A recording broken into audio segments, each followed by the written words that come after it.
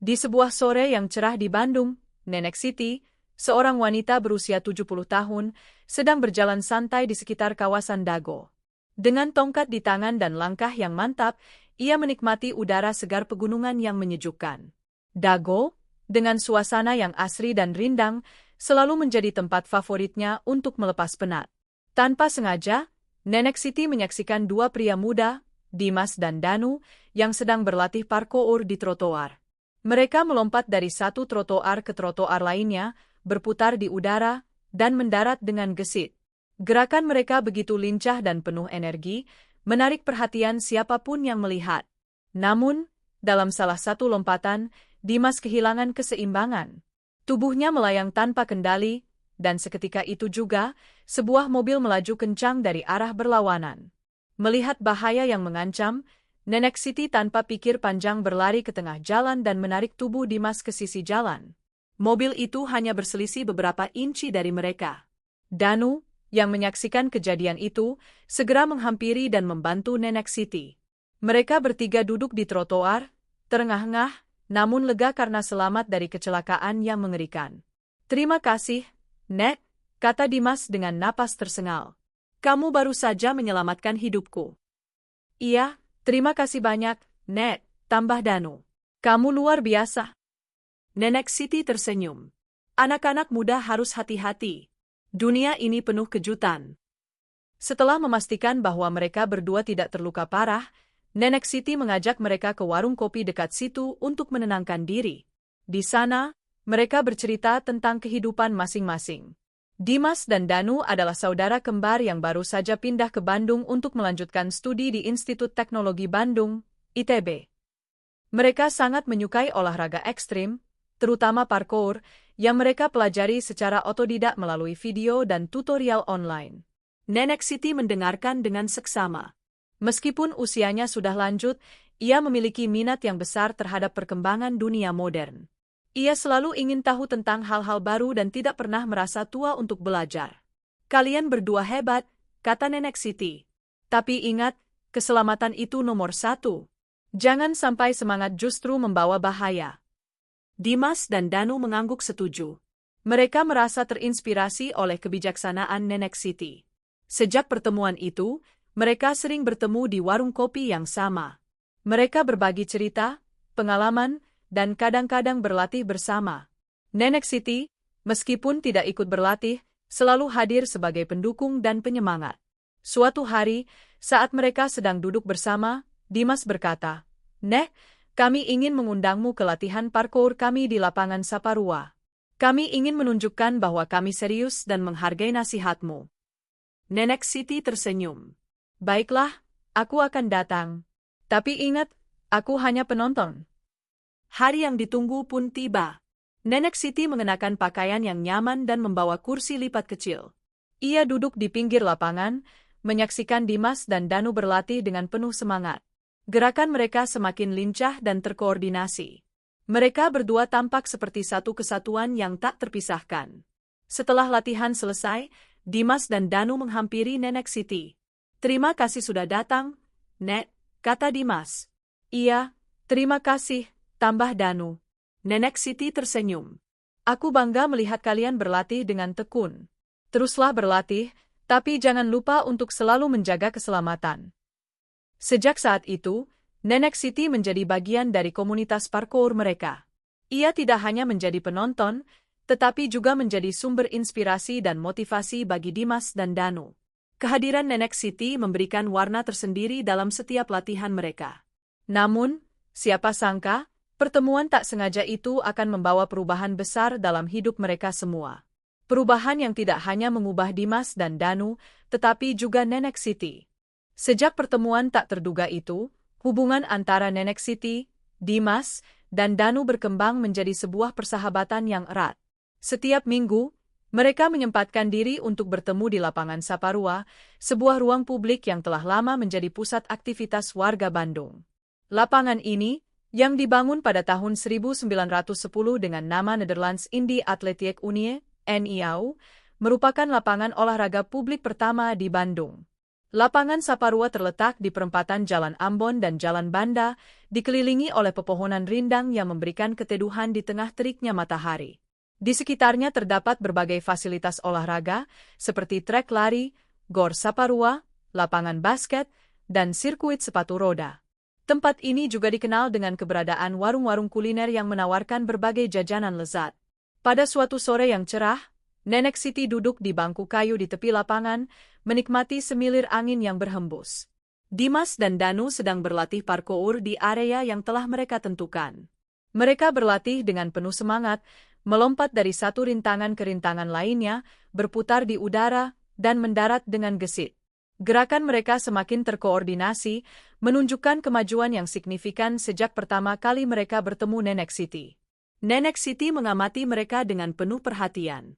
Ia merasa bangga melihat perkembangan mereka. Meskipun usianya telah lanjut, ia merasa tetap muda di tengah semangat anak-anak muda itu. Setiap kali mereka menyelesaikan satu latihan, mereka akan menghampiri Nenek Siti, duduk bersamanya, dan berbagi cerita.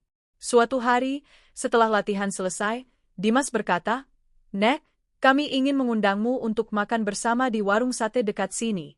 Kami ingin berterima kasih atas semua nasihat dan dukunganmu selama ini." Nenek Siti tersenyum. "Baiklah, aku akan datang. Tapi jangan terlalu mahal, ya." Mereka berjalan bersama menuju warung sate yang terletak di Jalan Ambon. Warung itu sederhana, namun selalu ramai dikunjungi pembeli. Sate yang ditawarkan pun beragam, mulai dari sate ayam, sate sapi, hingga sate jando. Mereka duduk di meja kayu sederhana, menikmati hidangan yang disajikan dengan penuh kehangatan. Selama makan, mereka berbincang tentang berbagai hal. Dimas dan Danu bercerita tentang kehidupan mereka sebagai mahasiswa di ITB, tantangan yang mereka hadapi, dan impian-impian mereka ke depan. Nenek Siti mendengarkan dengan seksama, memberikan nasihat dan dukungan moral. Ia selalu mengingatkan mereka untuk tidak hanya mengejar impian, tetapi juga menjaga kesehatan dan keselamatan. Setelah makan, mereka berjalan kembali ke lapangan Saparua. Matahari mulai terbenam, memberikan cahaya keemasan yang menambah keindahan suasana. Mereka duduk di bangku, menikmati senja bersama. Suasana tenang dan damai, menciptakan ikatan emosional yang semakin kuat di antara mereka. Hari-hari berlalu, dan hubungan mereka semakin erat. Mereka tidak hanya bertemu untuk berlatih atau makan bersama, tetapi juga untuk berbagi cerita, tawa, dan kadang-kadang air mata. Nenek Siti menjadi sosok yang sangat berarti bagi Dimas dan Danu. Begitu pula sebaliknya, Dimas dan Danu menjadi sumber kebahagiaan dan semangat bagi Nenek Siti. Suatu hari, saat mereka sedang duduk bersama di lapangan Saparua, Dimas berkata, "Nek, kami ingin mengajakmu ke acara komunitas parkour di Gor Saparua. Kami ingin menunjukkan bahwa kami serius dan menghargai nasihatmu." Nenek Siti tersenyum. "Baiklah, aku akan datang. Tapi ingat, aku hanya penonton." Hari yang ditunggu pun tiba. Nenek Siti mengenakan pakaian yang nyaman dan membawa kursi lipat kecil. Ia duduk di pinggir lapangan, menyaksikan Dimas dan Danu berlatih bersama komunitas parkour lainnya. Mereka berlatih dengan penuh semangat, saling mendukung dan memberikan semangat satu sama lain. Nenek Siti merasa bangga melihat mereka berinteraksi dengan anggota komunitas lainnya, menunjukkan rasa hormat dan persahabatan. Setelah latihan selesai, Dimas dan Danu menghampiri Nenek Siti. "Terima kasih sudah datang, Nek," kata Dimas. "Iya, terima kasih," tambah Danu. Nenek Siti tersenyum. "Aku bangga melihat kalian berlatih dengan tekun. Teruslah berlatih, tapi jangan lupa untuk selalu menjaga keselamatan." Sejak saat itu, Nenek Siti menjadi bagian dari komunitas parkour mereka. Ia tidak hanya menjadi penonton, tetapi juga menjadi sumber inspirasi dan motivasi bagi Dimas dan. Hari-hari berlalu dengan cepat, dan hubungan antara Nenek Siti, Dimas, dan Danu semakin erat. Setiap minggu, mereka bertemu di lapangan Saparua, berlatih parkour bersama, berbagi cerita, dan menikmati kebersamaan. Lapangan Saparua, yang terletak di Jalan Ambon, Kota Bandung, merupakan tempat yang penuh kenangan bagi mereka. Dulu, pada tahun 1910, lapangan ini dikenal dengan nama Nederlands Indie Atletiek Unie, NIAU, dan merupakan lapangan olahraga publik pertama di Bandung. Seiring berjalannya waktu, lapangan ini menjadi saksi bisu berbagai peristiwa sejarah dan budaya di kota ini. Suatu sore yang cerah, Nenek Siti duduk di bangku kayu di tepi lapangan, menikmati semilir angin yang berhembus. Dimas dan Danu sedang berlatih parkour di area yang telah mereka tentukan. Mereka berlatih dengan penuh semangat, melompat dari satu rintangan ke rintangan lainnya, berputar di udara, dan mendarat dengan gesit. Gerakan mereka semakin terkoordinasi, menunjukkan kemajuan yang signifikan sejak pertama kali mereka bertemu Nenek Siti. Setelah latihan selesai, Dimas dan Danu menghampiri Nenek Siti. "Nek, kami ingin mengajakmu ke acara komunitas parkour di Gor Saparua. Kami ingin menunjukkan bahwa kami serius dan menghargai nasihatmu." Nenek Siti tersenyum. "Baiklah, aku akan datang. Tapi ingat, aku hanya penonton." Hari yang ditunggu pun tiba. Nenek Siti mengenakan pakaian yang nyaman dan membawa kursi lipat kecil. Ia duduk di pinggir lapangan, menyaksikan Dimas dan Danu berlatih bersama komunitas parkour lainnya. Mereka berlatih dengan penuh semangat, saling mendukung dan memberikan semangat satu sama lain. Nenek Siti merasa bangga melihat mereka berinteraksi dengan anggota komunitas lainnya, menunjukkan rasa hormat dan persahabatan. Setelah latihan selesai, Dimas dan Danu menghampiri Nenek Siti. "Terima kasih sudah datang, Nek," kata Dimas. "Iya, terima kasih," tambah Danu. Nenek Siti tersenyum. "Aku bangga melihat kalian berlatih dengan tekun. Teruslah berlatih, tapi jangan lupa untuk selalu menjaga keselamatan." Sejak saat itu, Nenek Siti menjadi bagian dari komunitas parkour mereka. Ia tidak hanya menjadi penonton, tetapi juga menjadi sumber inspirasi dan motivasi bagi Dimas dan Danu. Kehadiran Nenek Siti memberikan warna tersendiri dalam setiap latihan mereka. Namun, siapa sangka, pertemuan tak sengaja itu akan membawa perubahan besar dalam hidup mereka semua. Perubahan yang tidak hanya mengubah Dimas dan Danu, tetapi juga Nenek Siti. Malam itu, suasana di lapangan Saparua terasa berbeda. Angin malam yang sejuk menyapu wajah, sementara lampu-lampu jalan memancarkan cahaya lembut yang menerangi jalur lari dan tribun penonton. Di salah satu sudut lapangan, Nenek Siti duduk di bangku kayu, mengenakan selendang biru tua yang tampak kontras dengan rambut putihnya yang tergerai rapi. Di hadapannya, Dimas dan Danu berdiri berdampingan, wajah mereka serius namun penuh harap. "Nek," kata Dimas dengan suara yang sedikit bergetar, "kami ingin berbicara tentang sesuatu yang penting." Nenek Siti menatap mereka dengan penuh perhatian, menunggu kelanjutan kata-kata mereka. "Kami tahu ini mungkin terdengar aneh," lanjut Danu, "tapi kami merasa sudah saatnya untuk mengungkapkan perasaan kami." Nenek Siti mengangkat alisnya, penasaran. "Kami ingin menikah denganmu, Nek," kata Dimas dengan tegas. Kata-kata itu menggantung di udara, menciptakan keheningan yang mencekam. Nenek Siti terdiam, mencoba mencerna apa yang baru saja didengarnya. "Kami tahu kamu sudah banyak membantu kami," lanjut Danu, "memberikan nasihat, dukungan, dan cinta tanpa syarat. Kami merasa berhutang budi padamu, dan kami ingin menghabiskan sisa hidup kami bersamamu." Nenek Siti menundukkan kepala, menahan air mata yang mulai menggenang. Ia merasa terharu mendengar pengakuan tulus dari kedua pria muda itu. "Anak-anak," suara Nenek Siti bergetar, Aku tidak tahu harus berkata apa." Dimas dan Danu saling berpandangan, khawatir jika mereka telah membuat Nenek Siti merasa tidak nyaman. "Kami tidak ingin membuatmu tertekan, Nek," kata Dimas dengan lembut. "Kami hanya ingin kamu tahu betapa berharganya dirimu bagi kami," tambah Danu. Nenek Siti menghela napas panjang, mencoba menenangkan diri. Aku sangat menghargai perasaan kalian," katanya, "tapi aku sudah tua, dan aku tidak ingin menjadi beban bagi kalian." Dimas dan Danu mendekat, duduk di samping Nenek Siti. "Nek," kata Dimas, "kami tidak melihatmu sebagai beban. Kami melihatmu sebagai bagian dari hidup kami, sebagai ibu yang kami pilih. Kami ingin merawatmu," tambah Danu, "menjaga dan mencintaimu seperti yang kamu lakukan kepada kami." Nenek Siti menatap kedua pria muda itu dengan mata berkaca-kaca. "Anak-anak," katanya dengan suara lembut, Aku merasa sangat bahagia bisa memiliki kalian dalam hidupku." Mereka bertiga duduk bersama dalam keheningan, menikmati kebersamaan yang telah terjalin erat. Malam itu, di bawah langit Bandung yang penuh bintang, tak ada kata-kata yang lebih indah selain kehadiran dan cinta yang saling menguatkan.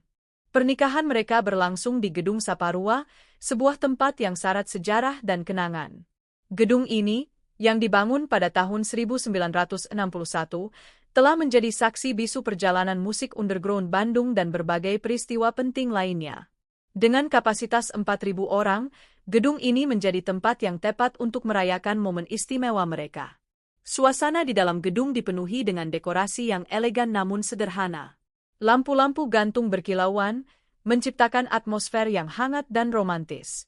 Di depan altar, Nenek Siti berdiri dengan gaun pengantin berwarna putih, tampak anggun meski usianya telah senja.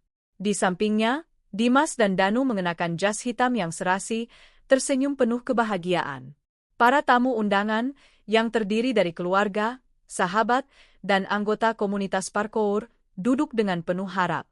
Mereka semua menyadari bahwa pernikahan ini bukanlah hal biasa.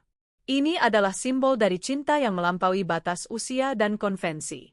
Upacara dimulai dengan lantunan musik klasik yang lembut. Seorang pendeta berdiri di depan mereka, memulai prosesi dengan doa dan harapan. Dimas dan Danu saling memandang dengan penuh cinta, sementara Nenek Siti menatap mereka dengan mata berkaca-kaca. Dimas, Danu, kata pendeta, apakah kalian bersedia menerima Nenek Siti sebagai istri kalian untuk mencintainya, menghormatinya, dan merawatnya dalam suka dan duka?